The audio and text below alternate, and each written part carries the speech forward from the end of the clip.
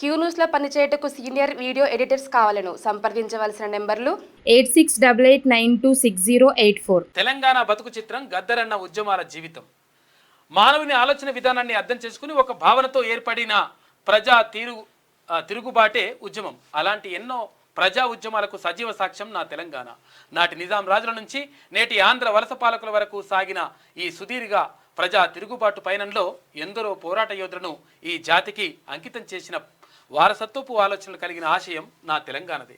తెలంగాణ అస్తిత్వపు ఆకాంక్షను సఫలం చేయడం కోసం జరిగిన ఎన్నో పోరాటాలు జరిగాయి. ముఖ్యంగా నాటి సాయుధ రైతాంగ పోరాటం నుంచి నేటి ప్రత్యేక తెలంగాణ రాష్ట్ర సాధన వరకు.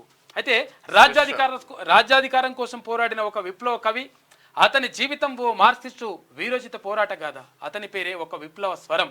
అతని జీవితం ఒక సుదీర్ఘ పోరాటం. అతని ఆశయం సంపూర్ణ విప్లవం.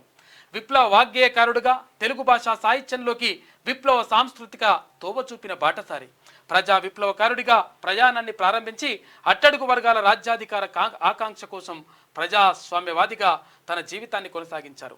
ఒక నక్సలైట్గా ప్రజల్లో చైతన్యం తీసుకురావడం కోసం తన మాటనే పాటగా మలిచి అణచివేతను సహించలేని ప్రజల సామూహిక తిరుగుబాటుతో పీడితుల పట్ల సానుభూతితో పిడికిలి బిగించి కాలికి గజ్జె కట్టి గలం విప్పి పోరాడిన ఒక తరం చరిత్ర గద్దర్ జీవన విధానం అని చెప్పేసి ప్రత్యేక కథనం రాసిండ్రు సకినాల శివకర్ పటేల్. జూలై గద్దర్ చివరి లేఖ.